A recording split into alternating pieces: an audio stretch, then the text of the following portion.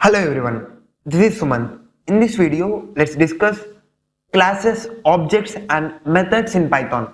So first let's start with classes. What is class? So class is nothing but we can say class is an blueprint for creating an object. So that sounds a bit weird for you, but now let's understand with an example. So for example, let's say if you want to build a house, right? First what we will do? We will just create a blueprint for the house, right? After creating the blueprint, then we will build the house, right? So in similar way, here the blueprint which we create is called as class, and based on that blueprint we will create the house, right? So that's called as object. So now let's understand with another example. For example, let's say you are the class leader. Your teacher asked you to record the students details, right? Students details in the class. So and the teacher mentioned that what are all data you have to collect from a student, even that she have mentioned. Now it's your task to collect the data. Now what you can do, right? So we can do that using classes. So now let's understand how to create that. So if you want to create class, you can just use class. Here I'm just using student info, right? If you want to create any class, first we have to use this class keyword, then you have to give the name of your class. Here I have given student info. Then for now I don't want anything in this class. So if you just leave this empty, you will get an error, right? So for that I'm just giving pass statement. Now this is the class, right? So this is the blueprint, we can say this is the blueprint. Then using this you have to create n number of data, right? So what we can do for that, we can just for that we can create an object. So how to create an object? So I'm just giving student1 equal to, and I'm just mentioning this class name, right? I'm just giving enter. Now if I just give student, you can see here it created, here it's saying that this student1 is an object of class student info, and this is the memory location in which it created this object. So if you want to create an object for this class, this is how you have to create an object. This type of thing we have already seen, right? For example, even in integers, float, everything, in everywhere we have seen this kind of things, right? For example, let's say I will just give a is equal to 1, and I will just type of a, and I'm just giving print type of a. You can see here what we got, class int, right? It means this a is an class of integer. This is an inbuilt class, right? In Python, everything we used to define in the form of object. Here we have mentioned, right? Student1 is equal to student info. So it's in similar way, here we have creating a is equal to 1, and if you just try to print that, you can see this is a class integer. Similar way, if you want to create this type of, for example, if you want to create your own classes, right? If you want to create your own classes, so this is how you have to create. So I hope you understood. Now let's understand how to store data in this. So I'm just giving student1 dot name equal to, I'm just giving Hari. Then again I'm just giving student1 dot age equal to, like, let's say 20, and student1 dot gender equal to male, right? So in this way we are storing the values. So these are called as attributes, or generally in Python we call that as variables, right? In classes, in this object oriented programming, we generally call these as attributes. So this is how you can create an attributes. Now if you want to print something, like if you want to print, you can just give print. If you want to access those, you can just give that. You can see we got that, name Hari. So for example, let's say if you want to create the same info for another student, then what you can do? So similarly, we can just create student2 equal to, even here we can just creating an object of student info class, and in similar way here how we created this, I'm just copying that, and here I'm just changing the data, right? So even if you want to access this in similar way, you can just access those. For example, let's say I'm just accessing this student2.name. Now you can see we got the name Sai, right? This is how we're gonna create the attributes for a class.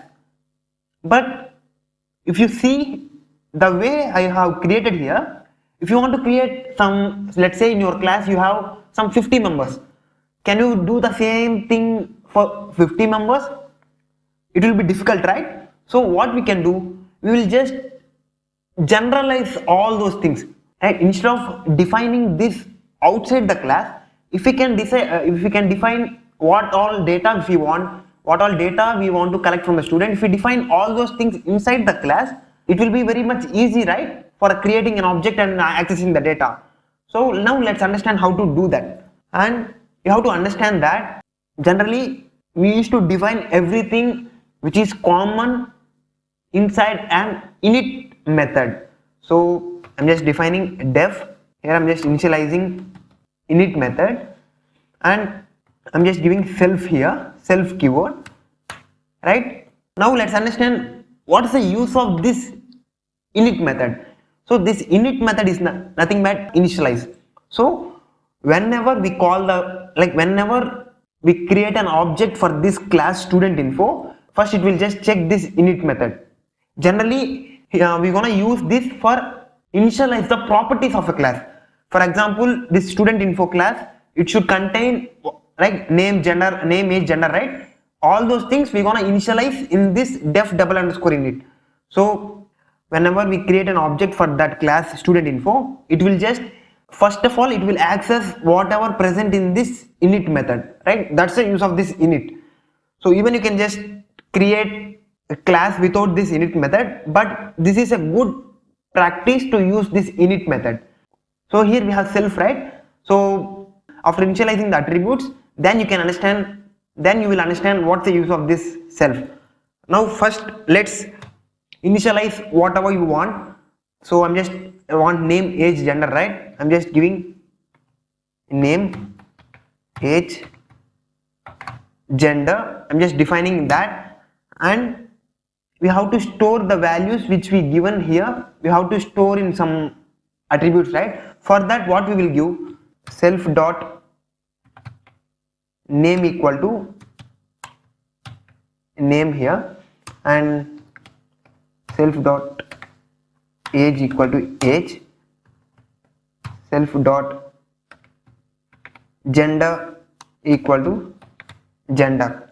Now let's run this, and here now let's use this student1 is equal to student info of, if I just give enter, you can see we got the error, like the init missing 3 required positional arguments, name, age, gender, right? Here we have given 3 arguments, right? So even here we have to pass those 3. Here I'm just passing, right? I'm just passing like that, and if I just run now you can see we didn't get any error. Now what's the use of this? Now let's understand the use of this self keyword. So I have said you, right, this self represents the instance of the object itself. It means whenever we just give self dot name equal to name, the name which we are given, the name which we are giving here, right? Here we are passing the name Hari, right? So it will be stored as an instance of this object student1, right? That's the use of this self. And here we have given self dot age is equal to age, right? It means this age, so we are just storing the variable, so storing the age value for that particular instance, right? What's the use of this self means, let's say we will have, after creating a class, we will just create n number of objects, right? Like student 1, student 2, student 3, like that we will create n number of objects, right? It has to know, in order to make every values linked to that particular object, we're gonna use this self. For example, let's say for the same thing, if I just create another instance, student 2 is equal to Amo I have created, right? So it means here we have given self dot name is equal to name, right? It means self dot name equal to name. What is the name? Hari, right? So self dot name equal to Hari. It means it will be stored in this student 1 object. Similarly, if we just for this instance, it will just create like self dot name is equal to name, right? It means self dot name is equal to Ramu. It means this self will point to this object student 2. In the first case, this self will point to this object student 1. So that's the use of this self. It means, in order to represent the instance of the object itself, right? So that's the use of this self keyword. And if you want to print what you have used here, you can just print using this student 1 dot, I'm just using name. You can see we got Hari, right? I just give student print, right, Hari. And similarly, if I just print student 2 dot age, you can see we got 20. So that's how you can just create a class and use this init method and create an attributes, right? Now we can just check the difference. In the previous case, where we have created manually, like for every object we have like student dot name is equal to Hari. For every object we used to define, right? Instead of that, we have defined a particular blueprint. So this is the blueprint. This is the data I have to collect. So according to this blueprint, we are just creating an object and we are just using this class, right? So that's the use of these classes and objects. Now let's understand the importance of method. So for example, let's say I have to create method def. I want to print a statement. If your age is greater than 18, you are eligible for vote, right? I want to print that statement. So for that, I'm just giving vote eligibility. In this function, we have to use the age, right? We have to use this age, right? So in order to use that, we have to pass this self keyword. It means self is nothing but the object itself, the student 1 object. If you are creating student 1, the student 1 object itself, that's mandatory. We have to pass that self, right? And I forgot to say that whatever name you want, for example, let's say even you can use X, Y, Z, or even you can use your name also, but generally this is a pattern. But this is up to you. Even you can use, if you want something to use, you can just use instead of this self keyword. And here I'm just giving that if condition. If